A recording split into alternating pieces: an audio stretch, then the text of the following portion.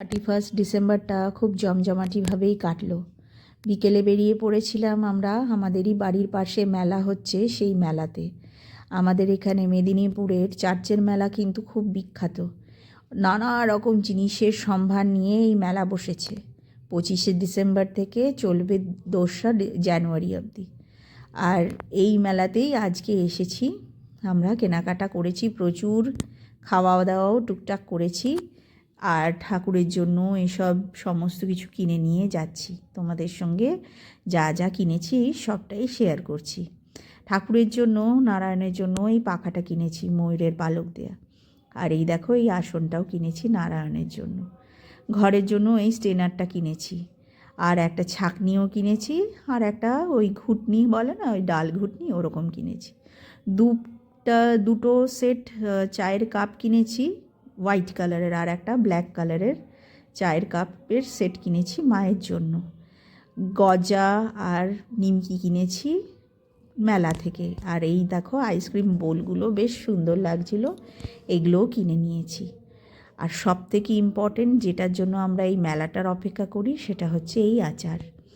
এই আচারটা দুর্দান্ত পাওয়া যায় এই মেলাতে।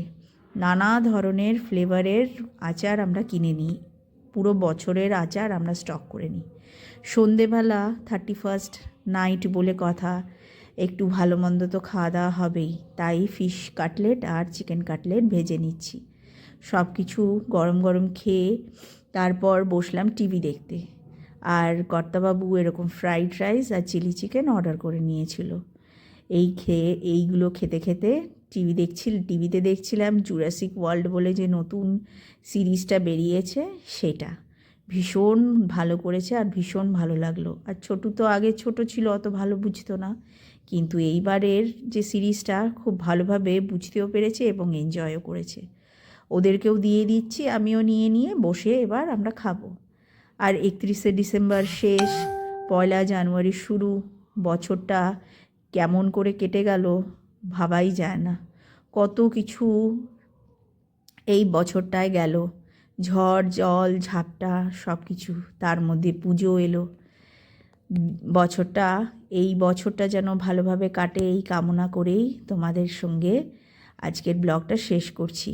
তো কেমন লাগলো আজকের ব্লগটা অবশ্যই কমেন্ট করে জানিও। ভালো লাগলে একটা ছোট্ট করে লাইক করো। আপাতত এইটুকুই, দেখা হচ্ছে নেক্সট ব্লগে। টাটা।